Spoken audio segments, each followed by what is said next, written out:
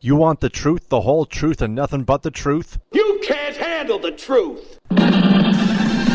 Well, we're giving you the Michigan Sports Truth, the show that is honest, reveals the facts, truth, and statistics, and does not mess around. Follow me, Taylor Phillips, on Twitter at DT2Phillips. Email me at TaylorGatorPhillips14@yahoo.com. Follow Ed Smith on Twitter at EdSmith313, and go to our website at MichiganSportsTruth.com. Also like our Facebook page, The Michigan Sports Truth, and join our Facebook group with the same name. The Michigan Sports Truth podcast on Spreaker is also available on iHeartRadio and SoundCloud. Also a subsidiary of Sports Radio Detroit, thus available on iTunes and Podbean.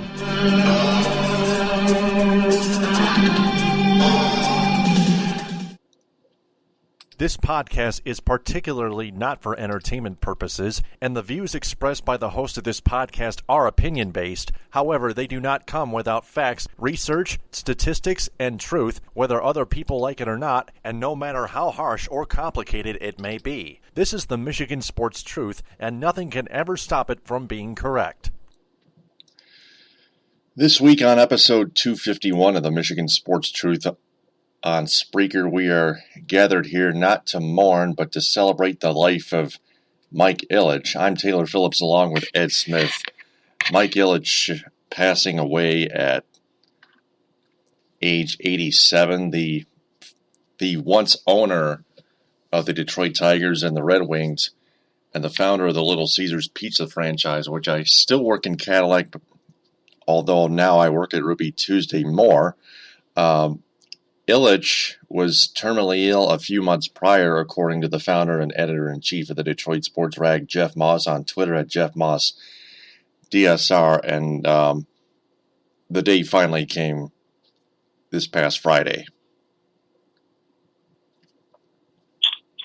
Yes, it was a definite bit of unfortunate news and circumstances that had to be shared, but kind of had the feeling that there was a sense of inevitability, given, if you follow the updates, follow the reports, and notice that certain luncheons or events or press conferences that Mike Ilitch was not in attendance, whether it be announcing the new building or announcing that the Pistons were coming downtown, you'd notice the absence of Mr. Ilitch, and the reason why was he was battling, he was dealing with his health problems, and now the day had come, and he, it was his time, and he passed away. So, obviously, thoughts and condolences are with the Ilitch family at this time.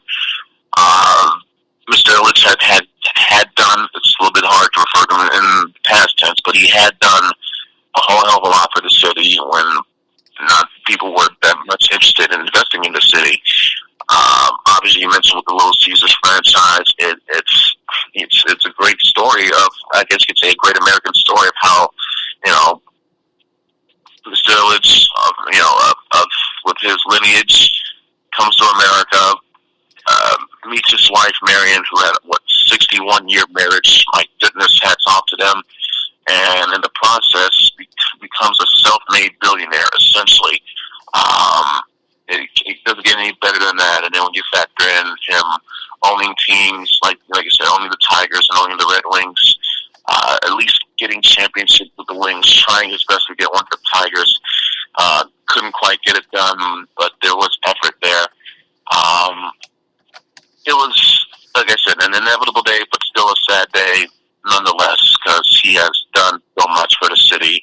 And some people were probably hoping to see if he could make it to see the opening of the new arena and whatnot. But in some instances, it's like a storybook type of way of the book closing on one era before the next book opens with a new era.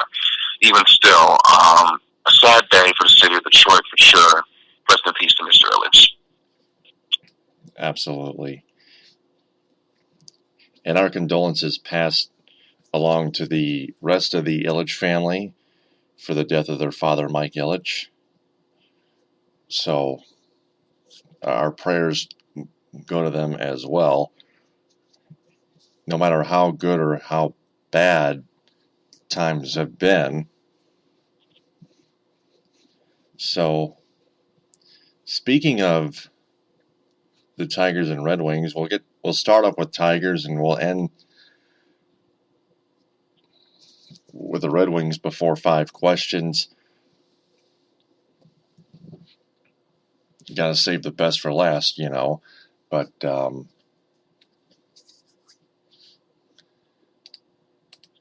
also got some Lions and MSU football news, very important stuff, plus the rematch between the Spartans basketball team and the Michigan Wolverines from Ann Arbor, and the CMU Chippewas, who have been red hot, especially Marcus Keene.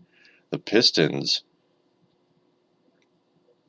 catching up to 8th place, and finally the Red Wings winning 2 straight again, and then going back to losing again, kind of like a pattern. Not quite a pendulum swing, but a pattern.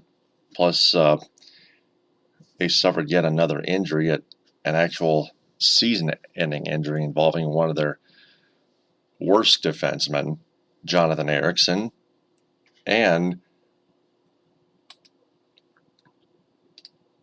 an article from 538.com headlining the Red Wings Empire Crumbling. From what it once was to what is now gone, pretty much.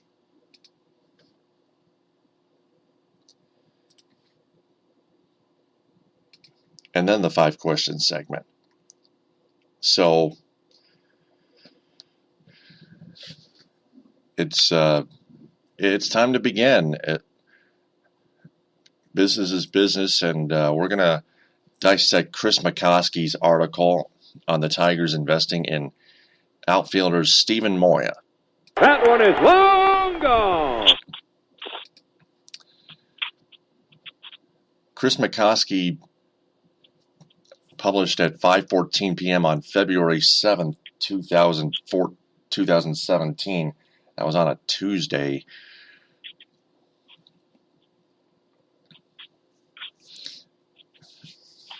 McCoskey writes, the Houston Astros had a difficult decision to make in the spring of 2014. For 3 years, they waited patiently for J.D. Martinez to blossom into the power hitter of his strength and skill set projected him to be. But after 3 years, he was out of minor league options, and he produced only 24 home runs in 252 big league games. And with top right field prospect George Springer knocking at the big league door, the Astros released Martinez on March 22nd. A month or so later, he would be the Tigers' everyday right fielder, hitting 23 home runs in 123 games that first year. So here we are 3 years later, and the Tigers are facing a very similar dilemma with corner outfielder Steven Moya. The club is desperate to add a left-handed power bat to their right-handed heavy lineup, and the left-handed hitting Moya has hit 120 home runs in 8 minor league seasons, including 78 the last 3 years. But in parts of the 3 big league seasons in Detroit, 133 plate appearances, he's hit just 5 home runs and struck out 50 times. On top of that, he played the worst defense of his career in a 31-game stint last season. And now, like Martinez in 2014, he is out of minor league options and facing long odds to make the 25-man roster.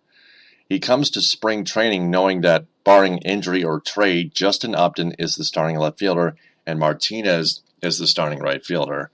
Tyler Collins and Mikey Matuk are the front runners to platoon in center field. His best chance to make the team would be as the 5th outfielder, but even that is a long shot since utility man Andrew Romine can also play center field. Well, kind of. Which would allow the Tigers to use Collins as the extra corner outfielder. Collins can only play center field. not any corner outfield, and keep Dixon Machado also out of options as the second utility player. Another correction, Dixon Machado is actually a shortstop, an infielder, not an outfielder. Strike two. Yeah, it's not an easy call to give up on a 25-year-old player you already have made an 8-year investment in, especially one as physically gifted as Moya. The Tigers know there's a chance he could leave and blossom in another environment, just as Martinez did. Now, in the Prove You Belong section, the Tigers hope Moya comes to spring training and makes a tough decision impossible. Gene Roof, the Tigers' roving outfield and base running coach who has been with the organization for 30 years, said, I think he's going to come to spring training and put some pressure on us to make a tough decision. The Tigers, and that's what we hope will happen. I really believe he's going to come in and let everyone know, hey, I belong in the big leagues, unquote. As for the logjam in the outfield, Director of Player Development David Littlefield put it like this, quote, with any player, the way you get more playing time is to play better, perform better, no matter what position, no matter how things are backed up, no matter what your option status is. If you play better, people find room for you. That's how athletics work, unquote. That's exactly the message the club has delivered to Moya. Prove you deserve a spot. Littlefield said, quote, he's at a crossroads. There's a certain urgency to do it now, unquote. The organizational consensus is that if given 500 at-bats, Moya is likely to produce 25 to 30 home runs at the big league level. But as the roster stands right now, he's not going to get those consistent at-bats. Or maybe that many, 500. Returning Tigers hitting coach Lloyd McClendon, not new, said, quote, I was a bench player and I can attest it's the toughest job in baseball. And it's extremely tough for a young player to come to the big leagues and get 2 or 3 at-bats a week. It's just not productive. Can Moya be a productive player if he's in the lineup every day? I think so. I think he has a chance to be an impact player at the level. It's just a matter of, can we find him the playing time? Unquote. The way Moya played the outfield last season, though, doubles the odds against him. Littlefield said defensively he did not play well. He needs to work on his reads and his jumps. I think as things went on, there was a certain tentativeness that I heard he had, and that comes from making mistakes and not being aggressive. Sometimes you start to lose that confidence and you get tentative. I'm not in his mind, but commonly guys have issues with that. He's not a finished product. He's still a work in progress, and he got better last year. After the Tigers sent Moya back to AAA last season, unquote, they dispatched Roof to Toledo to help him regain his confidence in the outfield. Roof said, quote, he was a little safety first out there, a little cautious.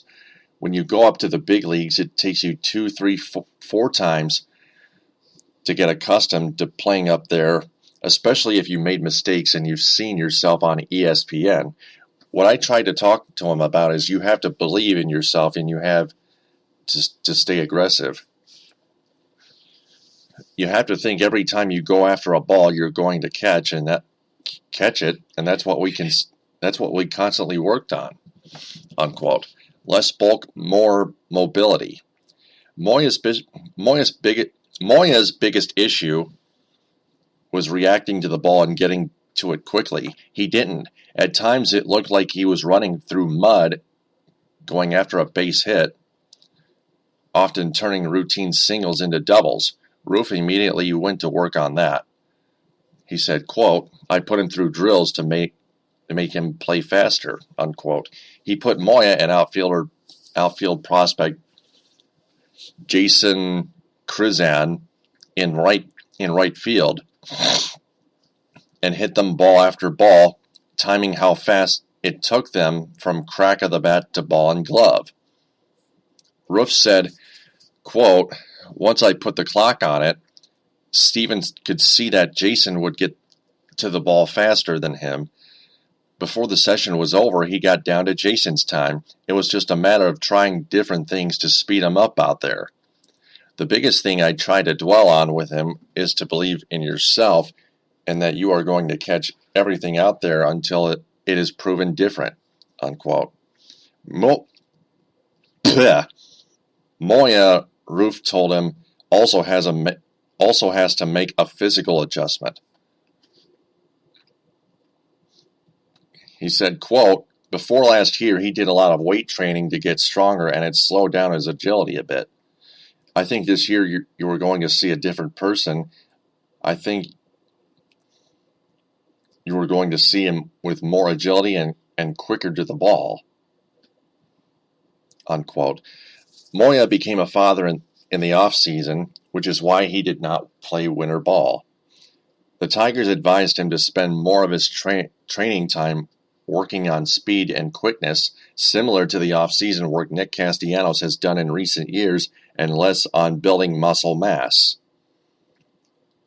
Roof said, quote, he's always been a solid outfielder in the minor leagues. He's always made the plays he was supposed to make, but like with a lot of young outfielders, you have to constantly remind him to be aggressive, to be a playmaker. Quote, continuing, that's the one word I use all the time to young outfielders. You have to be a playmaker. If you want to play on a championship team, the Tigers are almost a championship team, actually. You have to make plays. You have to make plays out there. I think we are going to see a more confident and better outfielder out of Steven Moya this year, unquote.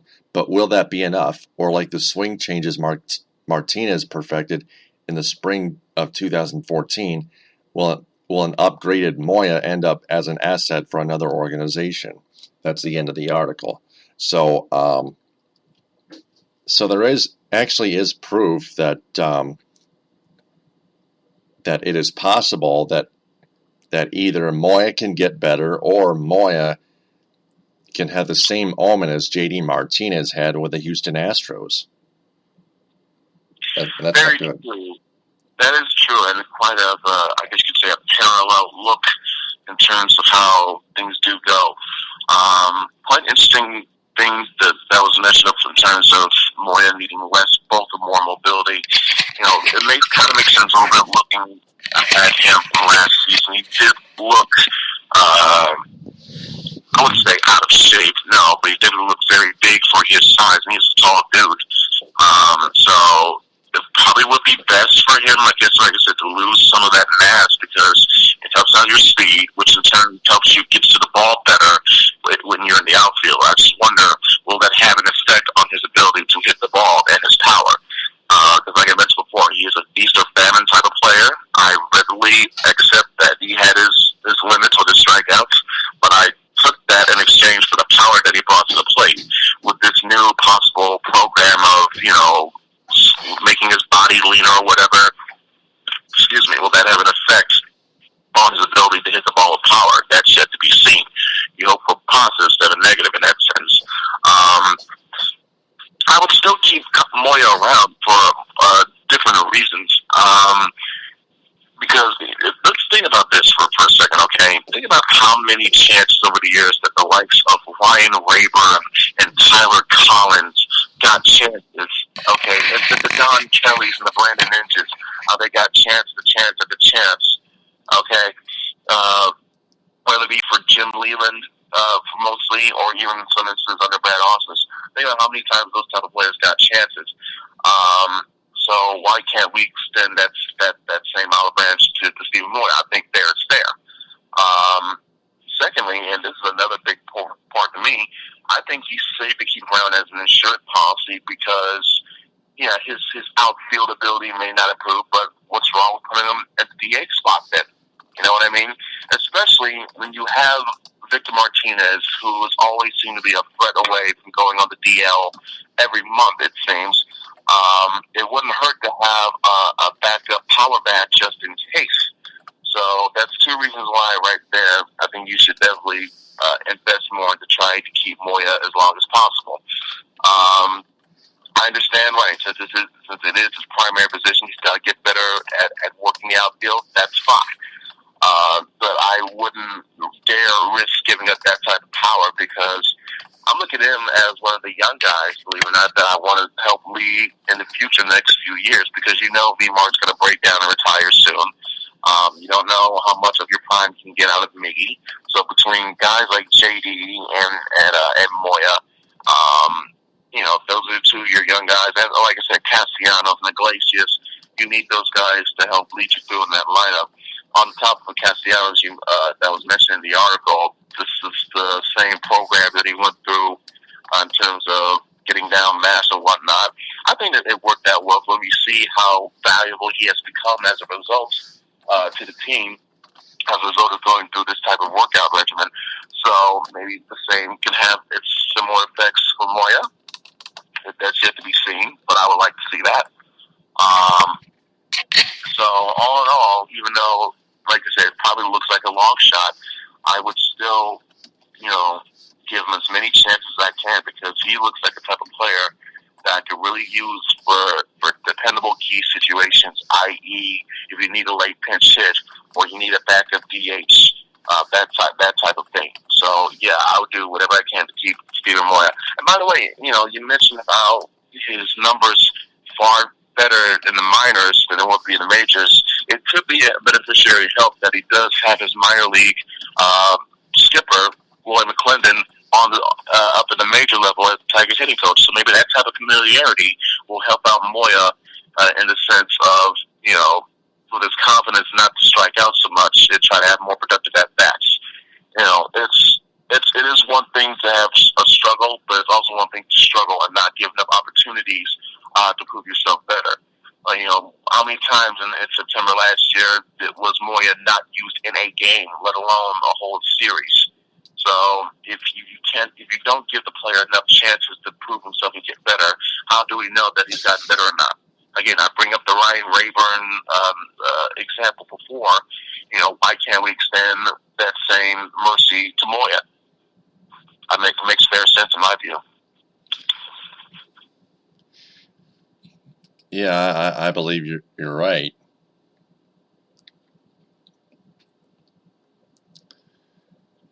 You got to do something logical.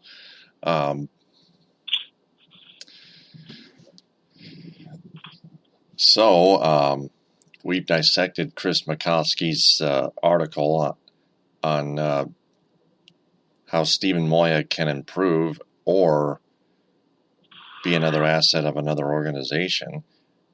One of the two. So that's enough Tigers for this podcast. So the Lions, some Lions news actually. Touchdown, Detroit Lions! Before we go on to the Lions news, brief mention and congratulations to former Lion player Tom Van Noy, who won a friggin' Super Bowl with the New England Patriots this past Sunday. It's quite amazing. He was on the Lions, gets traded mid-season, and at the end comes away with a Super Bowl ring. It's like, wow, if you get away from the Lions, your luck will instantly improve by leaps and bounds. You saw something similar with Cliff Averill a couple of years back. He won a Super Bowl with the Seattle Seahawks. Now you're saying something here with Tom Van Noy. It helps when you are on the same team as the greatest quarterback of all time, a.k.a. God, a.k.a. Tom Brady. So that definitely helps, and the system that you're within with Bill Belichick and whatnot. But, you know, congrats to Tom Van Noy. Happy for him. He got his ring. And by the way, that was a great Super Bowl. I know it's slightly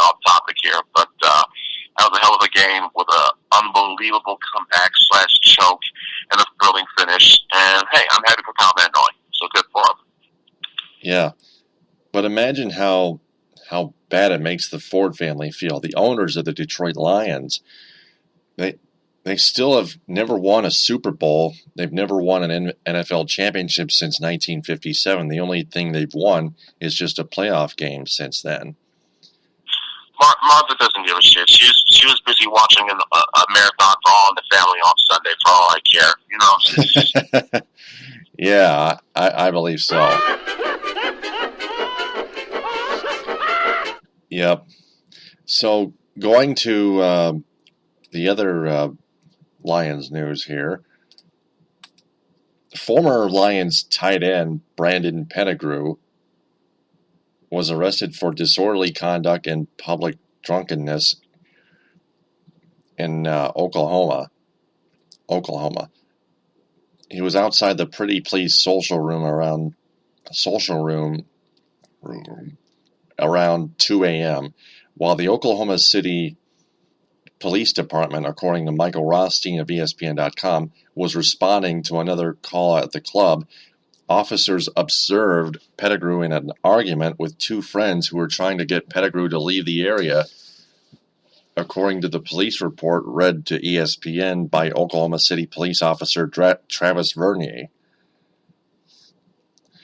The police report states that Pettigrew shoved each of his companions, quote, several times, unquote, and after Pettigrew pushed his companions for a third time, officers intervened.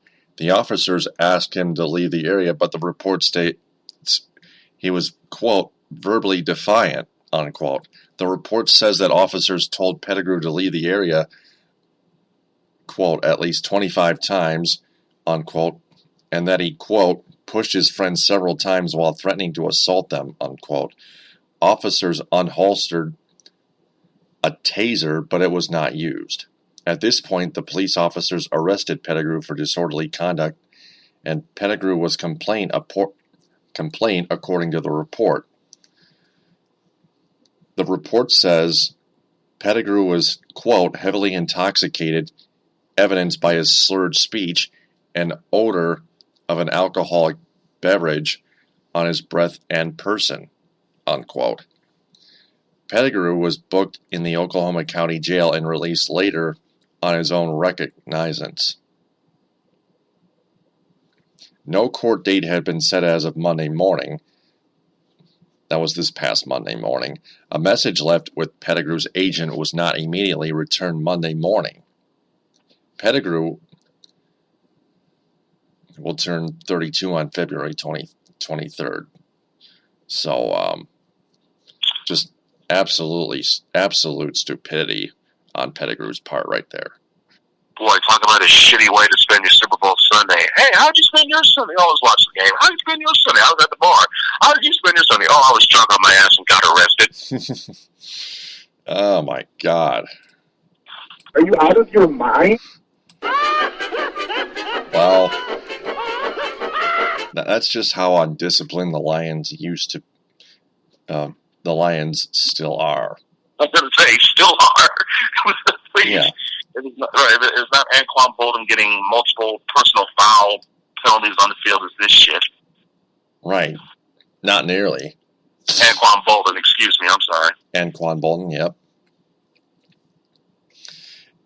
Now some other news involving former Lions wide receiver Calvin Megatron Johnson. Michael Rothstein also compares him to Terrell Owens. Terrell Owens is second in NFL history in receiving yards. He's third in league history with 153 touchdown catches, 8th all-time in receptions, and was a first-team All-Pro 5 times. Yet he's not in the Hall of Fame after 2 years of eligibility. Yes, there are mitigating factors when it comes to the fiery Owens, as multiple Hall of Fame voters have explained over the past few days that Owens' attitude and demeanor appeared to be at least part of the reason he wasn't selected either of the past 2 years, if not the entire reason. But it also leads to a question: could Owens take taking longer to get in, combined with the list of big-time worthy players continuing to grow by the year, hurt Calvin Johnson's chances when the former Detroit Lions great becomes eligible in 2021. It's possible. Owens' candidacy alone probably won't hurt Johnson, but considering the list of players who will become eligible in the next few years, there's a decent chance Johnson won't be a first-ballot Hall of Famer. That is, despite being, like Owens, one of the best players of his generation, regardless of position. In comparing Johnson directly to Owens, Owens has better stats and more longevity, although Johnson walked away a year ago on his own accord. Johnson doesn't have the locker room issues Owens did. Unlike Owens, Johnson was a model teammate at all times. He rarely spoke out and was universally respected, while Owens had some issues with the clubs he played for, like the Dallas Cowboys and the San Francisco 49ers. If Johnson isn't an early ballot Hall of Famer, though, it'll likely have more to do with circumstance and other players involved. Johnson will be entering the eligibility pool in an insanely strong year, with two likely first ballot locks in Peyton Manning and Charles Woodson, the former Michigan Wolverine, as well as candidates such as Marshawn Lynch and Jared Allen, all deserving of long looks.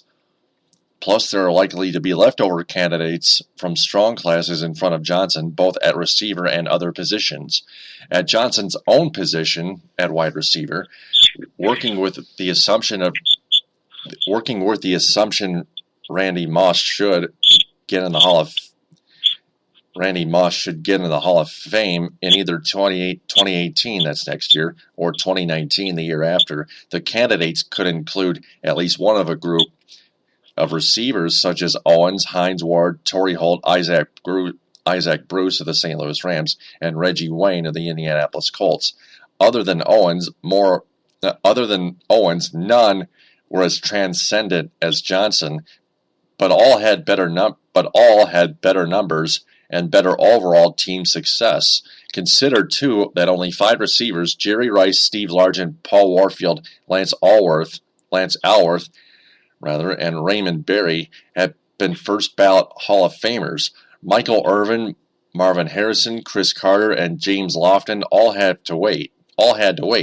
Orlando Pace, Michael Strahan, Jerome Bettis, and Curtis Martin recently had to wait at other positions too. So there's a chance Johnson could join either one of those lists based on circumstances his own career couldn't control. Johnson, for what it's worth, told ESPN December he hasn't thought much about the Hall of Fame. The only time he does consider it is when someone, be it his father or someone else, brings it up. Even then, he doesn't ruminate on it much. First, his potential enshrinement is at minimum 4 years away, and second, Johnson is content with how he played in his career. He hit goals that he wanted to. He knows how good he was and how people viewed him. Johnson said, quote, "My thing is everything I do, I leave it out there and let the chips fall where they may," unquote. So there's no doubt he's worthy, and it would be stunning if he didn't get in at some point. But when you look at Calvin Johnson and you look at the Hall of Fame voting, understand that he may have to wait longer than most people might anticipate. So Ed, Terrell Owens has had his issues in his locker room. That's why he's waiting. But there's got to be a reason Calvin Johnson is forced to wait until he gets into the Hall of Fame. Well, we don't know that for sure because it's not 2021 yet, so we don't have that whole thing playing out in front of us. But if Calvin were to wait at least a year or two, it wouldn't be the worst thing because, like you mentioned before, in other cases, not every player that when you look at all these teams, like the first scout dude, like you mentioned, Jerome Bettis, the Michael Strahans, even they had to wait. So it wouldn't surprise me in the least bit that Calvin himself had to wait. But he's got some things working for him. You know, he wasn't like you mentioned, he wasn't that team diva that Owens was. He didn't cause any type of strife or internal conflict within the organization the way Owens would do during his multiple stops on teams during his career. Universally liked, not just within the locker room, but within the community as well. And while he did not have the numbers that some of these other guys did or didn't have the long-term team success, there's no doubt, there's no question regarding how much of a figure Calvin was on the field, where when you see guys now, like for instance, you saw how Julio Jones played in the Super Bowl, right? How he made ridiculous play after ridiculous play. That was Calvin Johnson, like in a nutshell, when he wasn't dealing with so many injuries.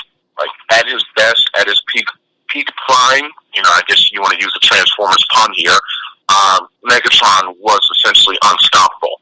So I see no issue as to why he shouldn't get into the Hall of Fame. Now, like you mentioned, it does bear reference to what type of pool he might be going up against when his time comes. I expect Randy Moss to get in there without question before 2021, so Calvin doesn't have to worry about that. Manning and Woodson, those are the two go-getters. They are guaranteed. They're locks, so that's two spots taken away. You mentioned the Hines Wards and the Isaac Bruces. Hines Ward might get in, because especially Bruce as well. I think you mentioned Marvin Harrison as well. I think all three of those guys have Super Bowl rings. Hines Ward's definitely sticks out in my view because he was, I believe, the MVP of Super Bowl 40 when it was held in Detroit, throwing that touchdown pass, catching the touchdown pass on a trick play from Antoine Randall. I could see Hines Ward definitely getting in, probably around or on that same ballot. But if it's not, if you see guys like Owens and Randy Moss go in, that'll help out Calvin's chances in the wide receiver department. So while it's not necessarily a guarantee that he may get in the first ballot, if he gets in by, say, 2023, that won't be a total loss. He's going to be in. There's no doubt in my mind he's going to be in. It's just a matter of when, not if. That's the real question. And that's one of our 5 questions for the end of this episode. Let's go to Michigan State football for at least a bit. Touchdown, MSU! Got 2 important stories to share along with our audience here. 3 players and 1 staff member of the football team were suspended indefinitely pending a sexual assault investigation. Also, a band member committed a sexual assault crime against another band, either the band director. The band director, John G. Madden, the band director. Yep, sexually assaulted another band member of the MSU marching band. Yeah, so sexual harassment. Sexual harassment. So, so about the 3 players and 1 staff member, none of those names were given out yet, but lots of sexual assault chaos going on around the MSU football program, and that's not good. No, it's not, and there's a real big potential brewing shitstorm on the way. It involves one Larry Nassar, I believe. He was a former university doctor, and over the years he has faced now several civil lawsuits. This is all from the Atlantic State Journal. He's faced multiple civil lawsuits related to alleged sexual assaults and criminal charges in state and federal courts, even since September. There have been more there have been claims of about 60 women or so that have come forward and have made allegations that NASCAR sexually assaulted them. Many saying it happened during medical procedures. There have even been some reports of young children, i.e. young girls, saying when they were young, NASCAR performed such very gross, graphic, and disturbing sexual advances towards and on them, some involving whether it be digitally. Again, this is very graphic, folks, so I'm trying to stay away from certain phrasing and terminology here, but it's some disgusting shit, to say the least. And if this gets released, if this gets a full-blown public disclosure type of deal, it could very well rival what we're seeing. Not could, it will rival what we've seen at Penn State with the Sandusky scandal, and of course what we're seeing still going on with the Baylor scandal. So I believe an attorney for some players was quoted by Lansing Daily News or whatever. He was quoted saying that the community should brace itself for what's to come, and I wholeheartedly agree. Because if this gets out the way the Sandusky stuff and the Baylor stuff got out, oh my goodness, we're looking at a potential nightmare for Michigan State University. And trust me, say what you want about the rivalry between Michigan and Michigan State. When it comes to shit like this, you never want to see that happen to any school, period, because these are actual people that got hurt, that got damaged, that got completely screwed up and fucked up as a result of this horrible atrocities, actions committed either by this person or multiple people. And even in one instance, there is some reports going on that one of the athletic coaches, the gymnastics coach, Kate Flages, I believe. Excuse me.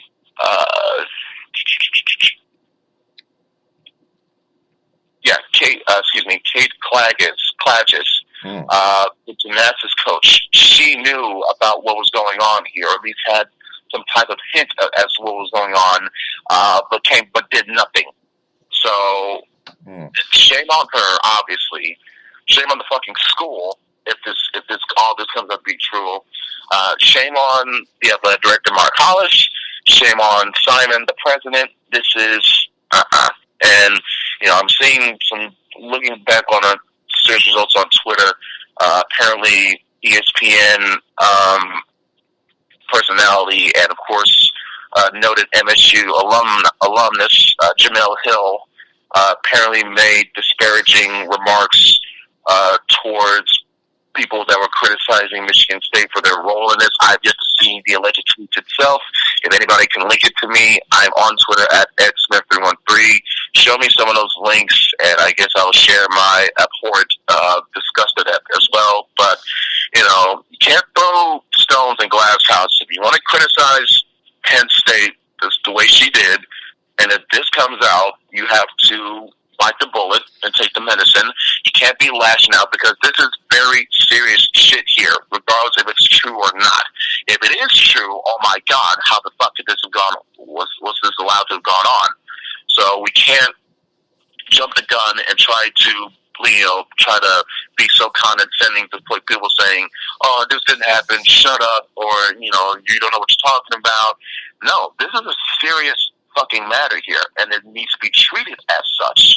Now, if it turns out to be wrong, fine, thank goodness. But still, all this, when you see all this evidence, all these names, and then all these reports, starting to look, it looks like a duck, talks like a duck. It ain't a damn mongoose, as Stephen A. Smith would say. So, the way this is all looking, I'd be very nervous if I was involved with the Michigan State fan base area as a fan, alumni, parent, whatever, especially as a parent. Because, my God, what the hell am I doing sending my kids to this type of situation? And before anybody wants to jump on my ass and try to say anything, what would you react if this was Michigan? The same fucking thing, with abhorrent disgust. Because shit like this should not happen, period. I don't care who you are, what team you root for, what fan base you're a part of.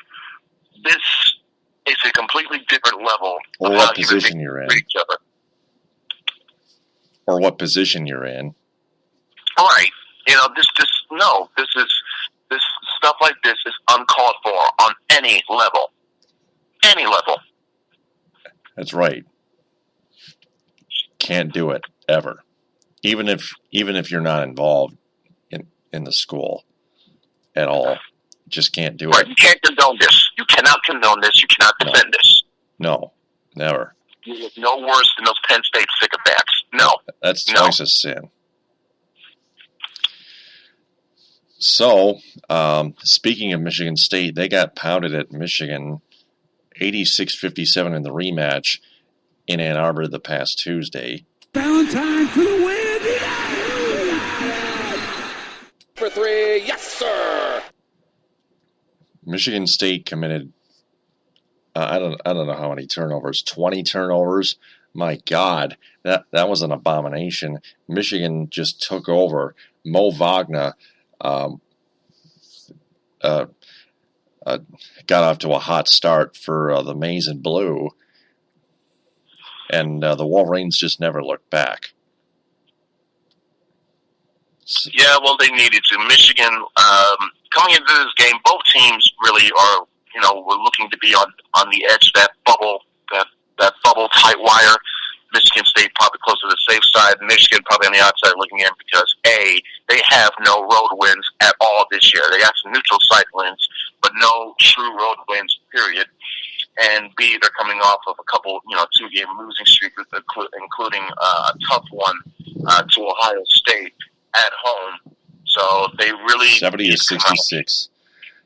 Yeah, for that one, where Zach Irvin, again, was another no-show. God, I cannot wait for him to graduate. Get the hell off of my basketball team. Oh, but... Yeah, he's not NBA bound at all. No, he really isn't the way he keeps playing. You may think he is, but the way he keeps up, no, it's not going to happen. So Michigan really needs to come out of this game with a fire lit under their ass, and they did. Their defense, my goodness, they forced, out of the first 5 turnovers, the Michigan State, 3 were shot clock violations. That is so uncharacteristic of a Tom Izzo team. You would think they know when the hell the damn shot clock is going down. I think they had 4 in the first half, if I'm not mistaken, at least 3 that I saw. Those 3 of the first 5 turnovers. And, Taylor, like you mentioned, turnovers was a big key. Michigan had their own troubles with the turnovers in the second half, but it all balanced out. They only had, 8 total compared to 21 for Michigan State. They also got 6 steals compared to Michigan State's 3. They did a great job sharing the ball. 18 assists as a team compared to 10 for MSU. Led, of course, the team led, of course, by Derek Walton, who has come on fire as of late. The past few games, he's averaged well over 20 points per game, got himself a couple double-doubles. Again, showing his tenacity of, despite him being a point guard, always near and around the ball where he gets himself in a position to get a rebound. And also acting like a senior leader. He seems to be like the only, in some of these games, he looked like the only player that gave a shit and was playing with any fire or intensity or poise. Suffice to say, I think it rubbed off on the team at least a little bit because they got up for this game the same way Michigan State got up for Michigan coming into their house a few days ago. So it's not so much a surprise there, but I want to see if they can keep this up for the remainder of the season because they got a tough stretch coming up. They got Ohio State, they got Purdue, got Maryland again. You got there's a big 6 to 8 game stretch where you got to win probably at least 5 or 6 of those to keep yourself in contention for the tournament, so that you don't be, one of those bubble teams be on the last 4 out or the next 4 out or whatever the case may be. So between finishing strong in the regular season and having a very good showing in the conference tournament, much like he did last year, making the big dance is still very much on the table for Michigan. Absolutely, and they deserve that win. 86-57, again, the final score. Michigan, next for them is Sunday at Indiana against the Hoosiers at 1 on CBS. And then on later in the week, come on, load up, please. Thank you. Well, that's going to be a toughie since it's at Assembly Hall. They almost never seem to win there. Assembly Hall, yeah. Then on Thursday, they host the 7th-ranked Wisconsin Badgers, who are 21-3. That's going to be another toughie, as you might put it.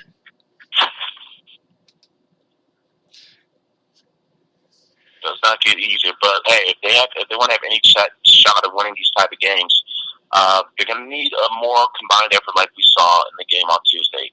Not just Walton leading the way, but you need Mo Wagner, who was, my goodness, he showed some skill on him. He had a behind-the-back dribble, good moves in the post, getting to the paint, even though he traveled a couple times. But even showcased, a jump shot, hitting a couple threes. Believe it or not, he is over 40% shooting threes this year for a guy his size, his position. That's quite good, actually. DJ Wilson, my goodness, he had a thunderous hammer dunk, which I enjoyed quite thoroughly, as you can tell by my description here. Apparently, and Muhammad Ali Abdul-Rahman, he even got a little bit going, started some threes of his own. He's been quite accurate with his three-pointers over the last few games. So he's hit like 9 or 10 out of 12 or 13, something like that. So he's been consistent. Pretty much everyone else has been kind of contributing, except, of course, for the aforementioned Zach Irvin. Get the fuck off my team, you loser. Yep. Mm-hmm. And for Michigan State, the Spartans will play at home this Saturday at 6 on BTN against the Iowa Hawkeyes. And then on Tuesday, they welcome in the Ohio State Buckeyes at 9 on ESPN. But they better show a hell of a lot better fight in this one that they did against Michigan, because it seemed like other than Nick Warner, Miles Bridges, the rest of the team just didn't show up. Michigan did, obviously, and that's what led to the ass whooping that you saw. An ass whooping that I took great pleasure in watching. I didn't know how they were going to get it done, but obviously, as you can tell by my tone of voice, I quite enjoyed seeing this ass whooping unfold and take place. So, maybe this is the spark that Michigan needs to get them going. We'll see. Maybe for Michigan State, it can be their wake-up call as well. Because if, I highly doubt Tom Izzo is going to tolerate that type of performance against Michigan or anything else. Because I believe the margin of victory, or defeat rather, it was 29. That tied the worst margin of defeat Izzo's ever had against Michigan. I think that was in February '96. So about 21 years ago, in fact, since then. But moving on to what's up next at MSU, Izzo, obviously, I'm sure is going to have his team.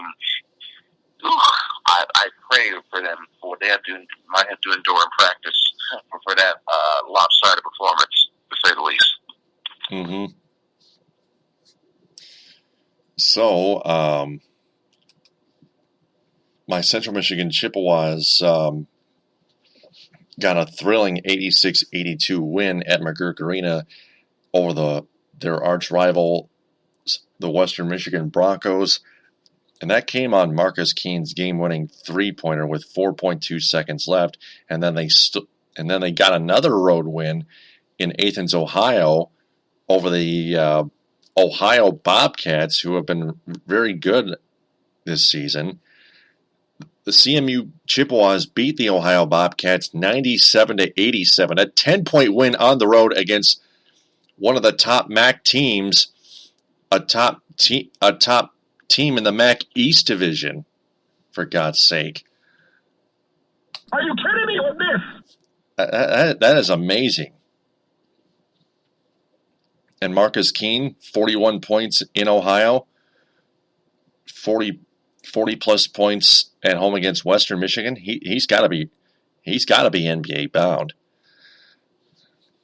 You would think with his scoring ability. Yeah, that's correct. So hopefully the Chippewas can keep it up against the Miami, Ohio Redhawks, who are 9-13, this Saturday at 3:30. And then on Tuesday, they're going to look for revenge against the Buffalo Bulls at McGurk Arena at 7. Because they lost their last meeting in Buffalo to the Bulls, 101-91 last weekend.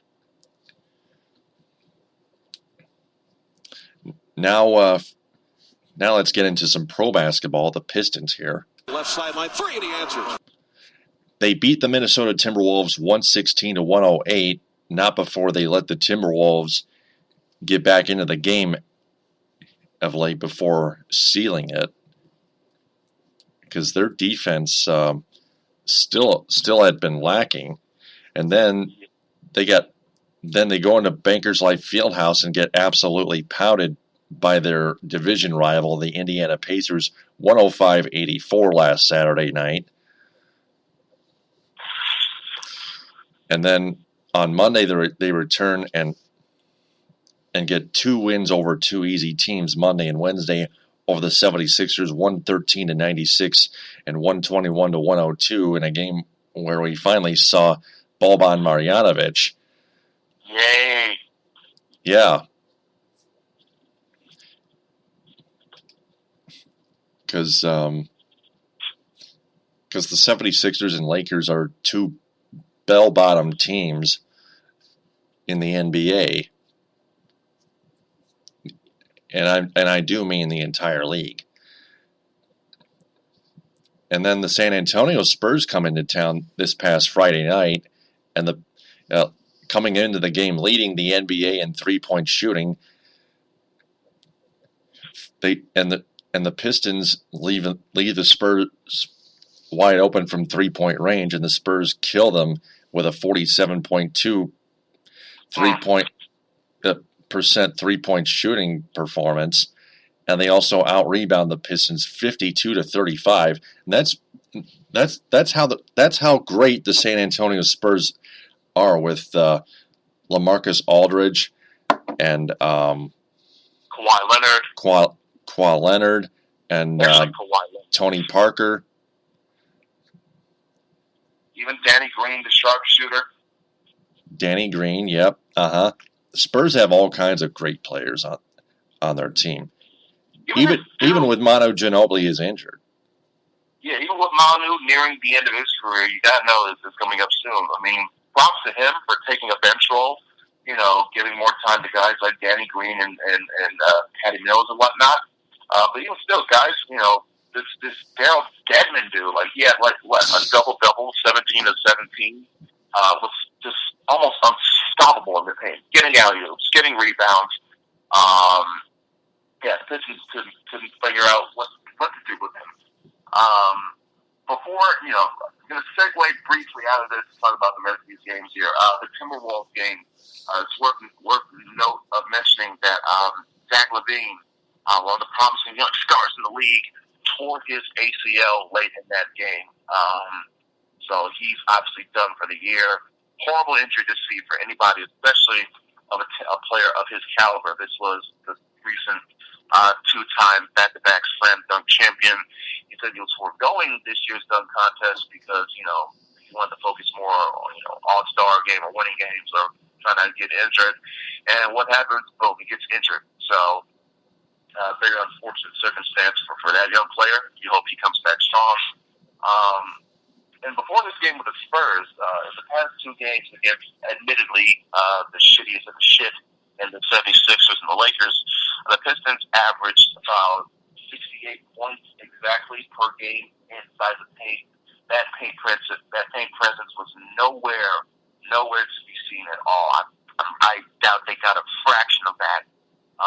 Now they got some good jump shots, good jump shooting, whether it be from Tobias Harris, the usual reliable help. Dave Smith, by the way, showing off some good jump shooting as well. He has been known as a good jump shooter, but in recent games, he's been quite accurate, well within inside the arc. And that showed. He averaged about 10.5 points over the past 6 games or so. He had at least 11 in this game alone.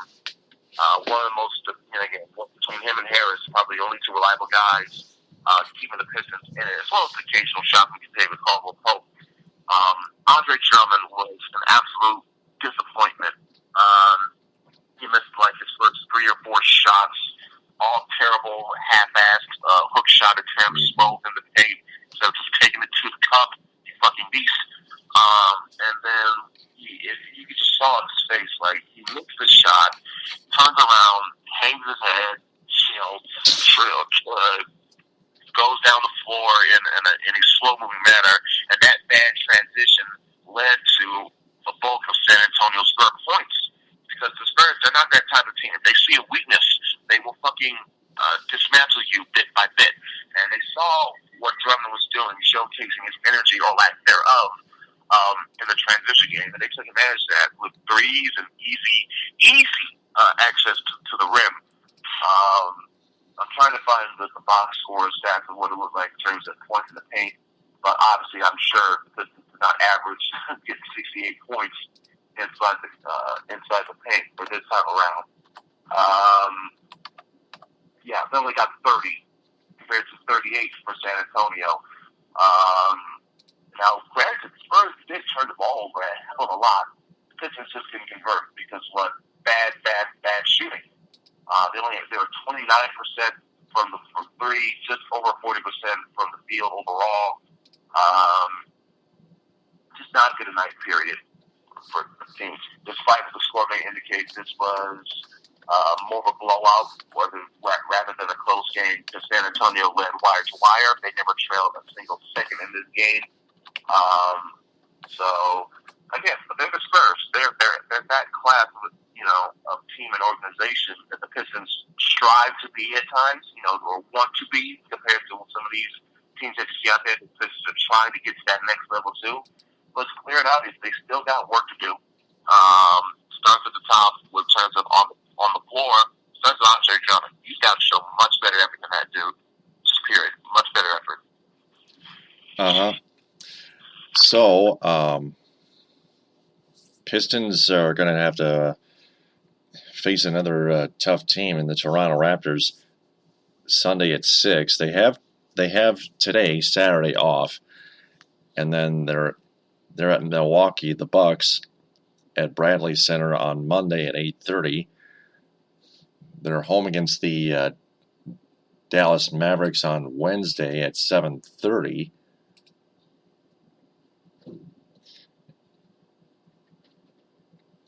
See what else the Pistons play this upcoming week here. Pistons, Raptors, Bucks, Mavericks. Oh, damn it. Hang on a second. While you're looking over that, I can update you and the viewers that despite that horseshit performance, the Pistons are still technically in the playoff hunt because they still carry possession of the 8th spot in the East. They're a half game ahead of Charlotte, full game ahead of Miami. These are the teams there behind Detroit. Speaking of Charlotte, the Pistons play home against the Charlotte Hornets at the Palace Thursday at 7:30. So that's a big game right there that you got to circle in terms of playoff hopes there. Yeah, absolutely. Gotta beat those guys. Yeah. And it's at home, too. Yeah, especially at home. In terms of the playoff hopes, again, a little bit of a log jam from 7th spot on down. The Bulls are ahead of the Pistons by 1 game between 7 and 8. And the Pistons, they have the 8th spot. They're a half game ahead of Charlotte, 1 game ahead of Miami. They caught up to that spot. Yeah, 2 games ahead of Milwaukee, and 3.5 games ahead of the lowly Knicks, who you would think they've hit rock bottom so many times, but yet they're still somehow within striking distance of a possible playoff spot, believe it or not. So the Pistons, for their sake, they need to get on a better roll as, we're getting close to All-Star break, and after that, trade deadline. So if Stan Van Gundy really doesn't think that some moves need to be made, he really needs to reconsider. You're not going to get yourself to a hot playoff spot when you play Aaron Baines more than you play Boban Marjanovic. Okay? Just, you signed Boban to that contract. You're paying him that money. Fucking use him. Yeah. And stop relying on Aaron Baines so damn much. Aaron Baines, even though he stepped up a couple games, he's still an atrocious, hairy, fat Seamus character who can't do shit usually. So Aaron Baines had better decline his option. Otherwise, the Pistons will have to decline it for him. Otherwise, they may trade him to another team in which. I'll trade him for a reliable shooting guard that can put up some threes. Is JJ Redick on the table, people? Yeah, there we go. Yeah, he might be better than Kentavious Caldwell-Pope, for example. Yeah, but you need more. KCP is good for this team, but he's like the only reliable three-point shooter. You don't trust Reggie Jackson to make those threes. You need a more reliable, consistent three-point shooter. Look what Cleveland did. They got Kyle Korver from the Hawks. You mean to tell me we can't get a similar shooter like a JJ Redick or something of that nature? I'm not asking for another starter. I'm asking for a reliable backup guard who can shoot threes, because in this day and age, you need to shoot the three. It seems like the only one that can do that on a more consistent basis on this team is Kentavious Caldwell-Pope. Reggie Jackson's hit or miss. Ish Smith works better within the paint. Inconsistencies between Marcus Morris, Tobias Harris works better inside the arc as well. So you need a better, reliable, consistent three-point shooter. I mentioned JJ Redick. I'm sure there's a lot more people out there within the league. Hey, shit, there's my suggestion. Get Tim Hardaway Jr. That may sound like a homer pick or a slap pick, but it makes sense. He's a tall, lanky guard who can shoot. His dad is an assistant coach or is on the coaching staff of the team. Why not? Go for it. More than just a nice ring to it. I got some advanced statistics on the comparison between Boban Marjanovic and Aaron Baines. I want to look at the rebounds per game in per 36 minutes and per 100 possible. Boban Marjanovic in total rebounds per game 17.0. Aaron Baines 9.1 per 36 minutes. Per 100 possible, Boban Marjanovic 23.9. Aaron Baines 12.8. And now the rebounding percentage. Boban Marjanovic, 26.2%. Aaron Baines, 14.1%. That's an example of how unanimously Boban Marjanovic has dominated Aaron Baines in the rebounding category. And I found that on the new Basketball Reference website at basketball-reference.com. Also follow their Twitter feed at bball_ref for all the advanced statistics in NBA basketball. So there.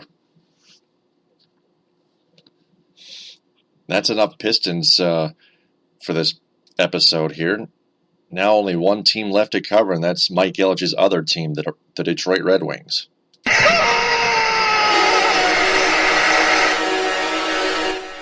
Who have disgraced the Ilitch family as of late.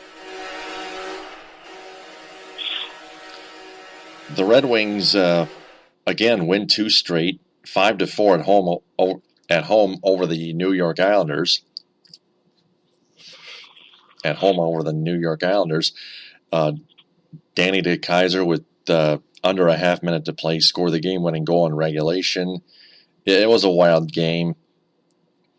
The Red Wings were facing a not quite elite team in the New York Islanders, but the Islanders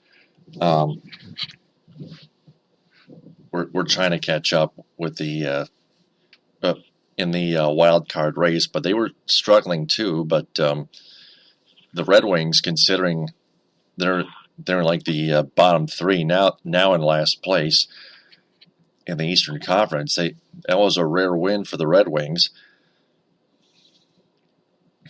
It was, and then they went to Bridgestone Arena in Nashville, Tennessee, and blanked the Predators 1-0 on Peter Mrazek's performance. Mike Green scoring the only goal, and then they come back home on Tuesday night, and they lose in overtime 3-2 to the Columbus Blue Jackets. In that game, in overtime, Brandon Dubinsky was trying to make a defensive play when Henrik Zetterberg was on the attack through the neutral zone. Brandon Dubinsky tried to play the puck as best he can, and with one swing, he tried to play the puck and accidentally snapped Henrik Zetterberg's stick in two. And the Red Wings bench and the faithful at Joe Louis Arena, the slapdick faithful at Joe Louis Arena, thought it was a slash when it wasn't, which it wasn't. And that resulted in Brandon Dubinsky in assisting in Seth Jones's goal. Number one, like I said, it's not a slash. And number two, Henrik Zetterberg was surrounded by two players.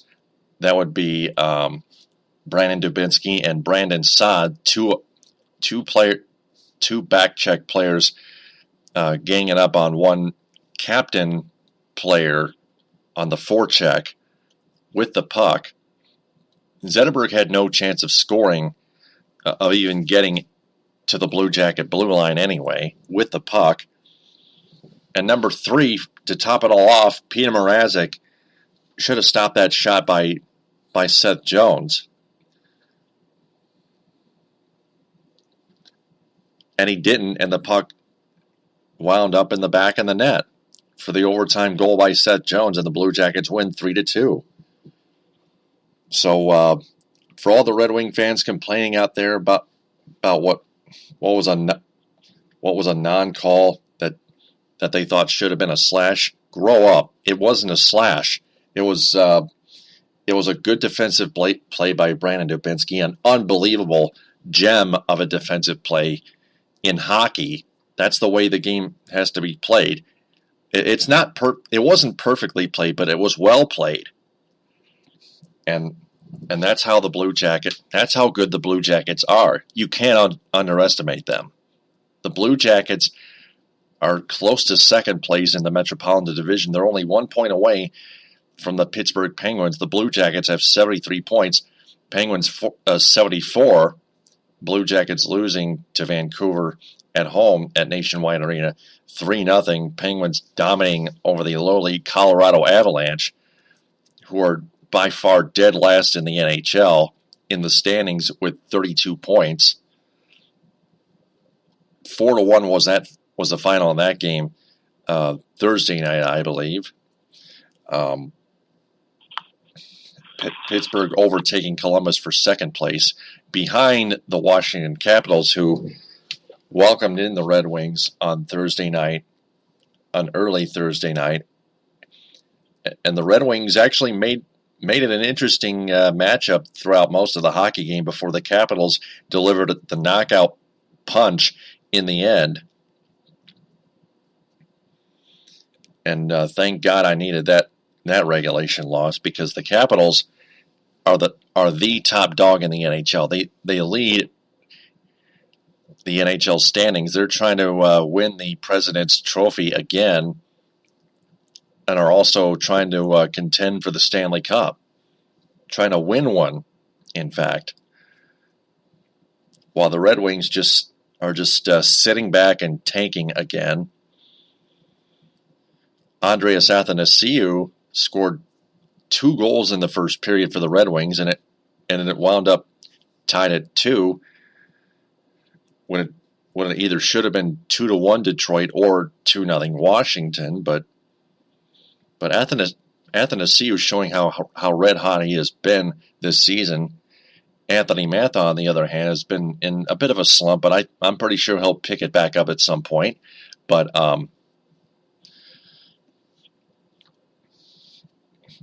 this team, anyway, is back dead last, slightly behind the Buffalo Sabres. The Red Wings are now 22-22-10 with 49 points. 16th in the Eastern Conference. The Sabres hold that tiebreaker. And the Red Wings rematch with the Columbus Blue Jackets at Nationwide Arena this Saturday late afternoon at 5. And then tomorrow on Sunday at 3, they go to XL Energy Center in St. Paul and battle the Minnesota Wild on NBC at 3. Then they're back home against the St. Louis Blues on NBCSN's Wednesday night rivalry at 8 o'clock before rematching with the Capitals next Saturday on the 18th at 2 o'clock on Fox Sports Detroit. So that's the upcoming schedule. But in that Washington game at Verizon Center, the Red Wings also lost another player due to injury. In fact, one of their worst players in the game, on the team and in the game, Jonathan Ericsson, due to a broken wrist now. It seemed to be a fractured wrist out 6 to 8 weeks, but now he's got a broken wrist and he's now done for the season. Is Jonathan Ericsson, but that as Buck Gino pointed out, one of my talk show co-hosts pointed out that it puts the Red Wings in a much more difficult position, where when the Red Wings were about to sell Mike Green in a trade, they're now stuck with him because now they're down to 6 defensemen. But Frank Wagner also pointed out that non-slash call on Brandon Dubinsky. But back to the Jonathan Ericsson injury. Normally it's good if the Red Wings want to win, but in that case, in the tanking process, well, it's not good because that makes the Red Wings a little bit better, but Mike Green doesn't do much anyway, so it doesn't quite help the tanking. Doesn't quite hurt the tanking process as much as we need to. So they might want to call up Xavier Ouellet once again.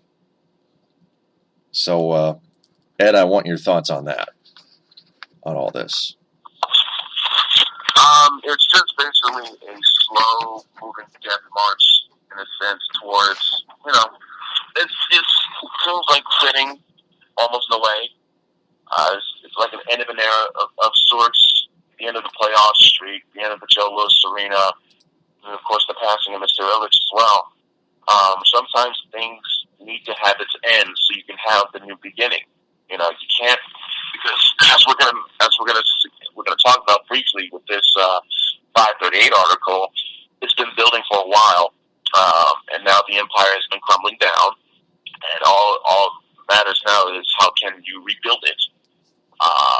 It comes down to getting players, because in terms of replacing what you were, what was leaving, the Datsuks, the Lidströms, the Holmströms, these are Hall of Fame players that were leaving your organization over the past 5 or 7 years or so. And what you got in return was not quite up to that caliber or level of where they were. So obviously you're going to see some drawback. You're going to see a bit of time of adjustment, so to speak, in terms of balancing things back out.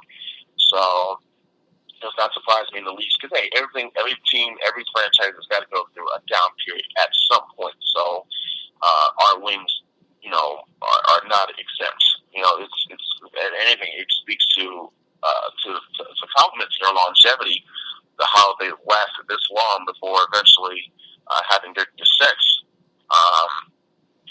But it's not the worst thing that could happen. Many other franchises have a whole hell of a lot worse to different sports, and we at least have 4 cups that we can credit to say, hey, it was a great ride. It was fun while it lasted. But now we got to rebuild. It will take some time. It's not going to be easy, but it's been brewing for a while now, and they really need to accelerate on this rebuild in this off season by any means and through any means. Speaking of the Islanders, though, I heard that the Islanders are possibly moving back to Hartford and becoming the Whalers again. The latest news is Connecticut Governor Daniel Malloy brings the XL Center, home of the Yukon Huskies, a $250 million renovation plan to the Connecticut lawmakers. So the Islanders may move back to Hartford and become the team that they once were, the Hartford Whalers. You haven't heard that yet? No, I might have heard a ramble, something passed through the wire, something about regarding the Whalers, but no, not to that extent. It'll be cool. I mean, hey, why not? We brought back the Winnipeg Jets. Why not bring back the Whalers? Absolutely. Because the Jets have moved to Phoenix and became the Coyotes, and now we have both the Arizona Coyotes and the Winnipeg Jets in today's world right now. Right. Question: when the Whalers left Hartford, didn't they become the Carolina Hurricanes? Yeah, they did. Absolutely. Yeah, that's right. Correct. So that's the knowledge of me having my 2002 Red Wings DVD championship Stanley Cup title DVD. That's right. That's correct. In other words, the New York Islanders might have been just an expansion team then. We might actually have the Carolina Hurricanes and the Hartford Whalers both in the NHL now. Kind of like the Arizona Coyotes and the Winnipeg Jets. When the Jets made the Coyotes in Phoenix and the Whalers made the Hurricanes in Carolina. Think about that. Well, Garrett Bettman loves more money, and the only way you can get more money is by having more teams. So I wouldn't doubt it. Yeah, and the Las Vegas Golden Knights coming into the NHL for next season, plus a possible expansion team from Seattle.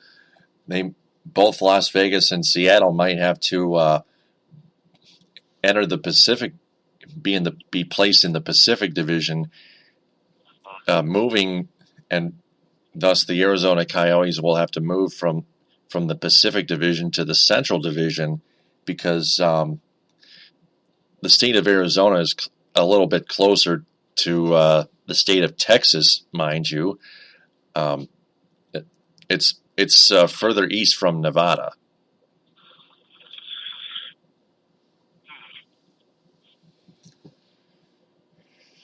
So there's that. So let's go back to the Red Wings and look at this article from 538.com headlining "The Red Wings Empire is Crumbling. Short pitch after 25 years of greatness, Detroit suddenly stinks."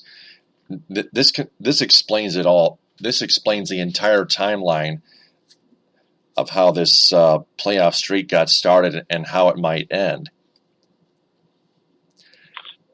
It started in 1990 when Steve Yzerman,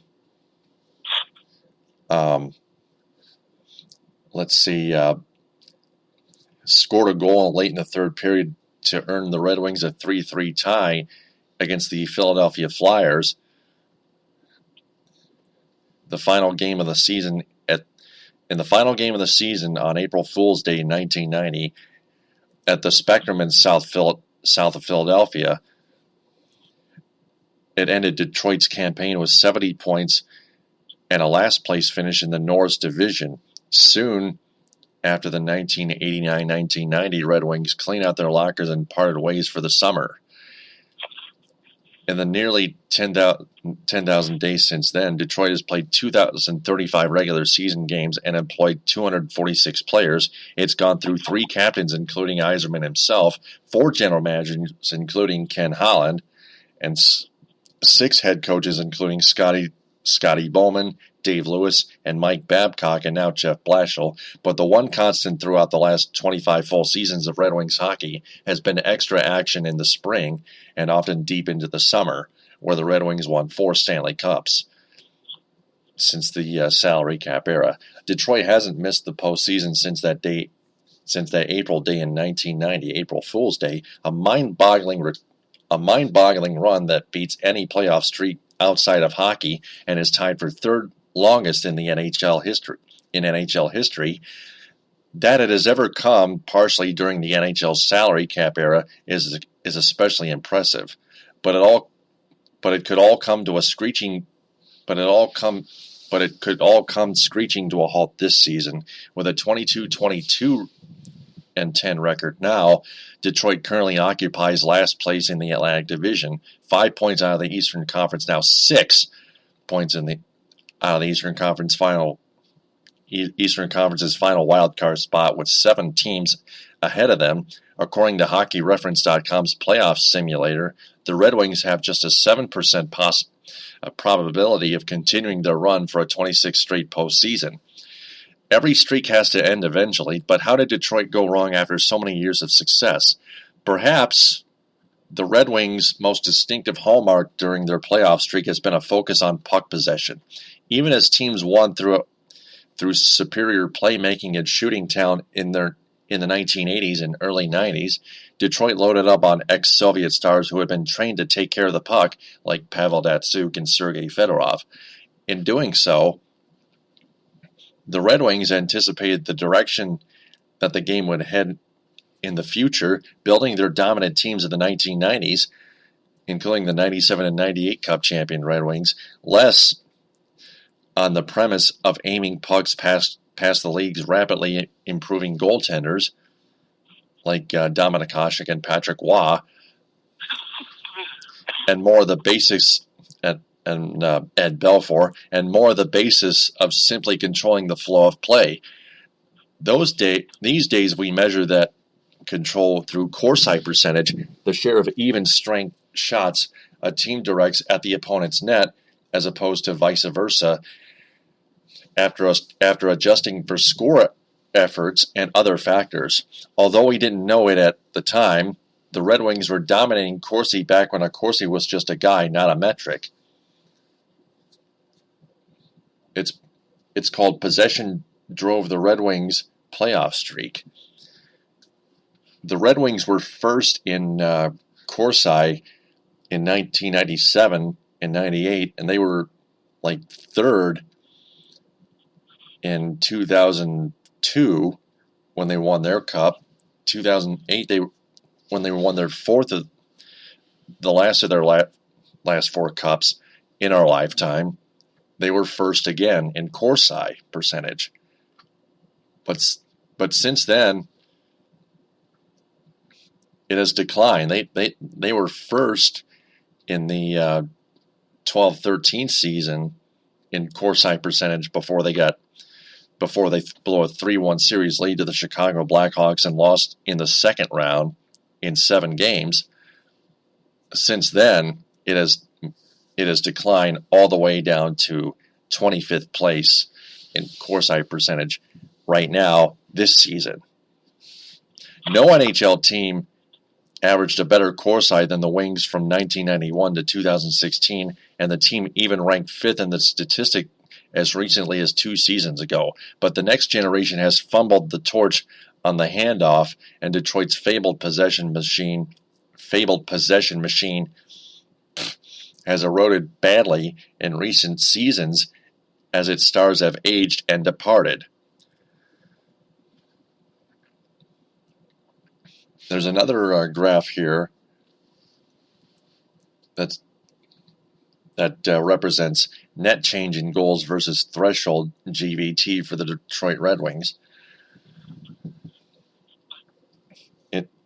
In 2006, they had a previous GVT of 199.2, newcomers 32.6, holdovers 32.0, departures a negative 45.7, a season GVT 218.1, and now it is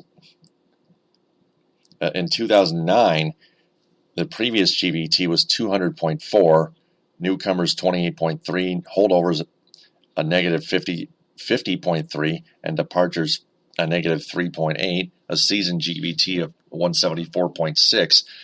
Now 2017, 109.3 as it declines all the way then. The previous GVT, the newcomers 15.1, the holdovers negative 12.9, and the departures negative 22.7, and the season GVT has lowered all the way to double digits, from triple digits to double digits at 88.8.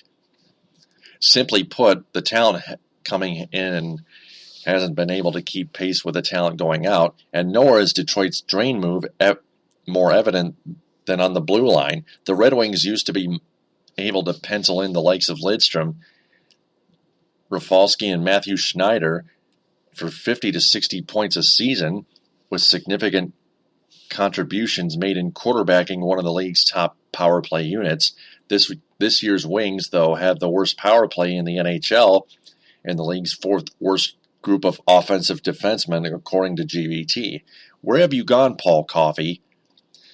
Although some of their weak shooting percentage with a man advantage is bound to improve with better luck, or better production, not luck. Screw that word. That can blow me. Detroit's defensive corps is contributing about half as much GVT as the team got from its defensemen during the playoff streak, with nearly 2/3 of the blue liners drop off coming specifically on offense. And it isn't as though the rest of the season's roster has picked up the slack. Goalie Peter Mrazek has been one of the worst in the league, and Detroit's forwards have been mediocre at both ends of the rink. They ranked 7th worst in offensive GVT and 10th worst on defense.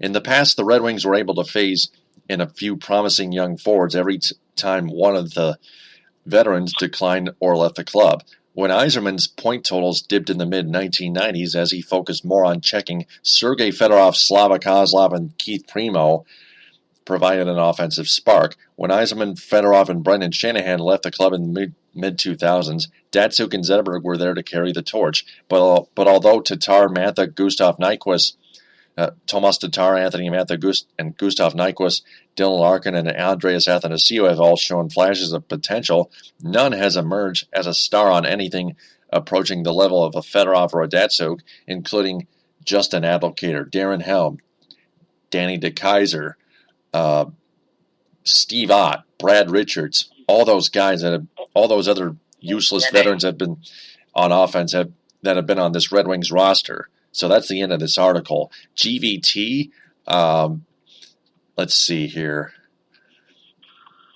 I got to look GVT in hockey here. GVT stands for goals versus threshold. So, yeah, goals versus threshold. Yep, that's correct. So we can see how the entire timeline has been narrated, not only by basics but by advanced statistics as well, including goals versus threshold, and it's been terrible.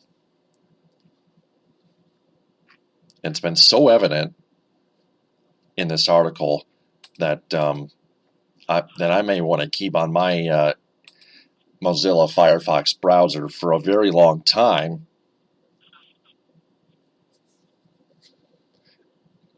And I'm pretty sure you want to keep that on yours too. whatever browser you got. But it's very important stuff to learn. Yeah, absolutely. So Ed, what do you make of all this? Well, it's basically an autopsy of sorts of how the Red Wings basically make their rise and fall. How, again, it's very crucial how puck possession is very important because it allows you to control the flow of the game. Also allows you to set up how you want your offense to work inside the zone, especially on power play. Puck control is very important on power play, and as you can see, Red Wings are at the bottom of the barrel in terms of power play for this year, and there's a reason why. Their puck possession is absolute shit. So, if there's one key to help rebuild, so to speak, on this rebuild project, is to find players that have better sense of puck control first and foremost. Then after that, obviously you got to figure out the right rotation, the right sets, the right lines of players to use, the right players, period. Giving more chances to the likes of Andreas Anthony Siu rather than the likes of Steve Ott or Luke Glendening, or Drew Miller. So, want to see that happen more and more with these young players coming up. And lastly, it just comes down to Ken Holland getting the hell out of the way because his time is clearly past. And to put the cherry on top of the sundae out of all this, Mike Ilitch passing away, which makes Chris Ilitch the new owner of the Red Wings and the Tigers as well. Yeah. So it'll be a safe bet to assume Chris will sell the Tigers. He'll keep the Wings, but he'll sell the Tigers. Yeah, he'll keep the Red Wings at least for now. It'll just be a matter of time until we find out if Chris Ilitch may sell the Red Wings because he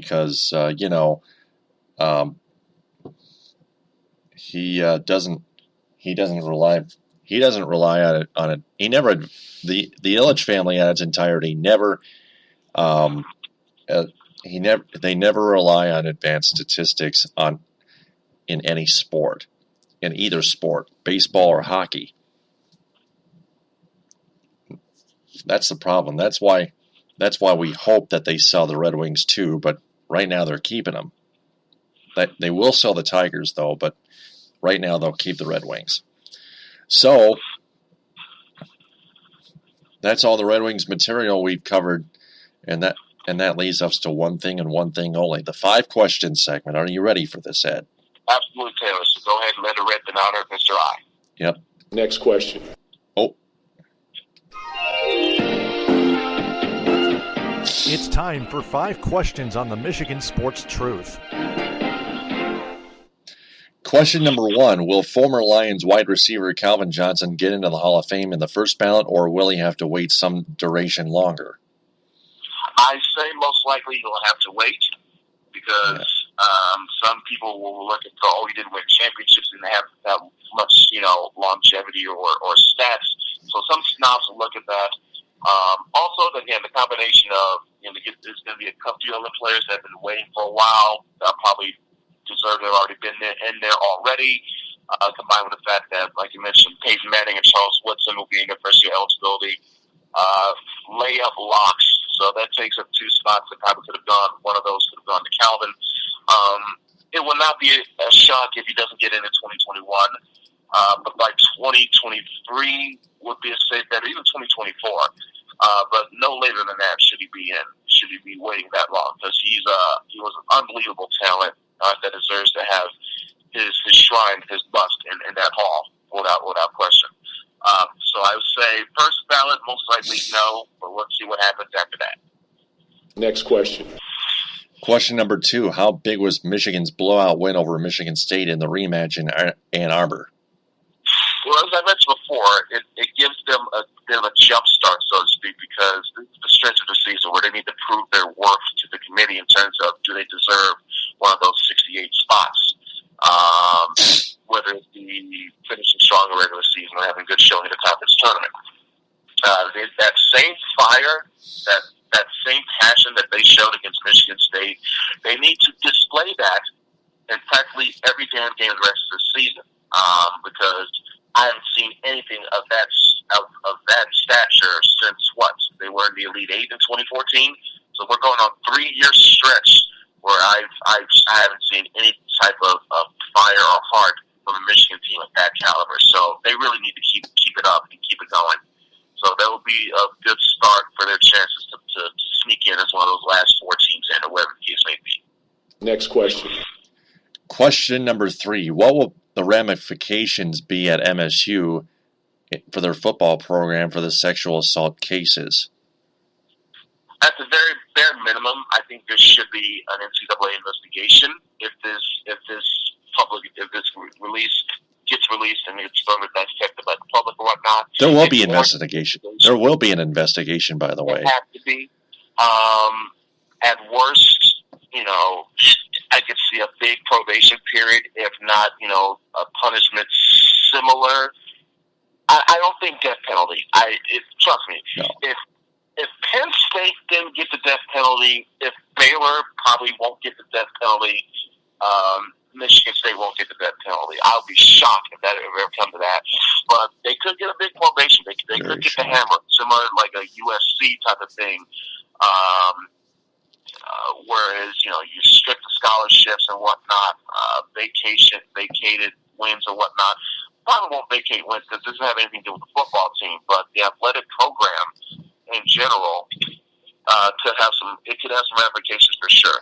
So obviously probations and sanctions for sure, that could create a negative stigma on the whole university, which could stunt the growth of what they were trying to do, not just, the volleyball or football, whatever, but the whole athletic program, especially in football, because when you have that stigma attached to you, it's going to prevent recruits coming to you and to encourage them to walk their asses down I-75, go to Ann Arbor and play for Lord Khaki Sound and Jim Harbaugh. Yep. Mm-hmm. Next question. Question number 4. Does the loss to the Spurs reteach the Pistons a lesson on three-point defense or lack thereof? I don't know what teach them a lesson. If anything, you should teach them a lesson on, teach Andre Drummond a lesson on trying to have better offensive possessions. To teach them and Gunny a lesson of, hey, use Boban Marjanovic more. So it teaches the team much more lessons than their shitty three-point defense percentage or whatever. Because, like I said, the Spurs are an excellent team and an excellent organization for many, many years. And keep in mind, they lead the league in three-point percentage.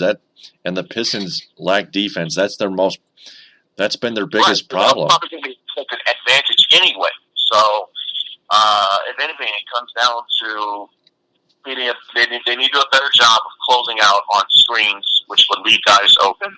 Stay in front of their man, and don't create angles which will allow easy penetration to the rim, which could either equal an easy layup or, at the very last second, a kick out to an open jump shooter.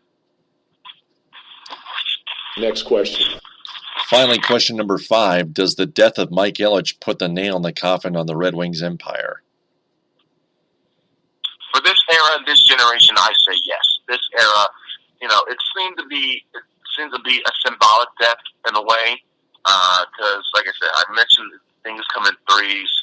The end of the streak, the end of the Joe, and now with the passing of Mike Ilitch, it was a prophetic and symbolic way for this era of the Red Wings to end, and how the new era has to begin some point of some way. So,